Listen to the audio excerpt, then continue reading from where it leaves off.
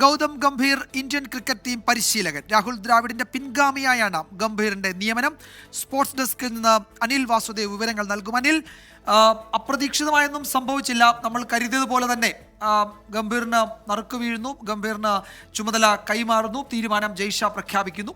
എന്തായിരിക്കും ഗൗതം ഗംഭീറിന്റെ മുന്നിലുള്ള വെല്ലുവിളി? ഒരു 2020 ലോക കിരീടം നേടിയതിൻ്റെ അഭിമാനത്തിൽ നിൽക്കുമ്പോൾ അതേ നിലയിൽ ടീമിനെ മുന്നോട്ട് കൊണ്ടുപോകുക എന്നതായിരിക്കും അദ്ദേഹത്തിന് ഏറ്റവും വലിയ ഉത്തരവാദിത്വം, അല്ലേ?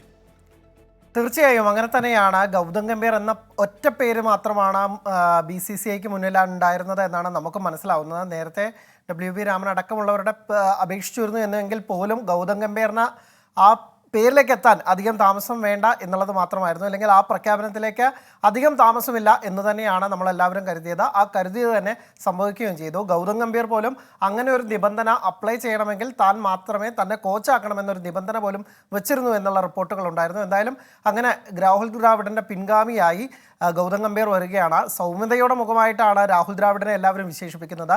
അതേസമയം കർക്കശക്കാരനായ വഴക്കാളിയായ അങ്ങനെയൊക്കെ ഒരു ലേബറുള്ള ഒരു താരമാണ് ഗൗതം ഗംഭീർ. പക്ഷേ അദ്ദേഹത്തിൻ്റെ ടീം സ്പിരിറ്റിന് എല്ലാ കാലത്തും കൈയടിച്ചേ മതിയാവൂ. കാരണം ഇന്ത്യയുടെ 2 ലോകകപ്പ് വിജയങ്ങളിൽ ഇന്ത്യ കടപ്പെട്ടിരിക്കുന്നത് ഗൗതം ഗംഭീറിനോടാണ്. ഒരുപക്ഷെ അദ്ദേഹത്തിൻ്റെ പേര് ഒരു കാലത്തും ആരും പരാമർശിക്കാറില്ല. അതിൽ അദ്ദേഹം തന്നെ സങ്കടം രേഖപ്പെടുത്താറുണ്ട്. അല്ലെങ്കിൽ അതിലെ അതൃപ്തി അദ്ദേഹം നിരന്തരം തുറന്നു പറയാറുണ്ട്.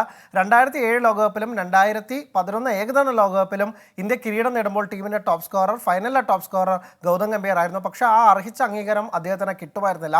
അദ്ദേഹം അതിൻ്റെ ആ ഒരു കലിപ്പൊക്കെ അല്ലെങ്കിൽ അതിൻ്റെ ഒരു സങ്കടമൊക്കെ തന്നെ തീർക്കുക ഒരുപക്ഷെ IPL-ലായിരുന്നു. IPL-ൽ 2 തവണ കൊൽക്കത്ത നൈറ്റ് റൈഡേഴ്സിന് ക്യാപ്റ്റനായി കിരീടം നേടിക്കൊടുത്തു. ഏറ്റവും ഒടുവിൽ മെൻഡർ റോളിലും ആ ടീമിന് കിരീടം നേടിക്കൊടുക്കാൻ സാധിച്ചു. എന്തായാലും ഗൗതം ഗംഭീർ യുഗം ഇന്ത്യൻ ക്രിക്കറ്റിൽ തുടങ്ങുകയാണ്. ഇന്ത്യയുടെ മികച്ച നായകനാണ് ഗൗതം ഗംഭീർ. കാരണം 6 മത്സരങ്ങളിൽ നയിച്ചപ്പോൾ 6ലും ജയം കൊടുത്ത് 100% വിജയ ശതമാനമുള്ള ഒരു ക്യാപ്റ്റനാണ്. അങ്ങനെ കോച്ചായി വരുമ്പോഴും ആ വലിയ പ്രകടനം ആവർത്തിക്കാൻ സാധിക്കുമെന്ന് പ്രതീക്ഷിക്കുന്നു. വിജയകുമാർ ചോദിച്ചതുപോലെ തന്നെ 2020 ലോകകപ്പ് നേടിയതിൻ്റെ നിറവിലാണ് ടീം ഇന്ത്യ. ഇനി അടുത്ത വെല്ലുവിളി എന്ന് പറയുന്നത് ചാമ്പ്യൻസ് ട്രോഫിയാണ്. അതിന് പിന്നാലെ ലോക ടെസ്റ്റ് ചാമ്പ്യൻഷിപ്പ് വരുന്നു.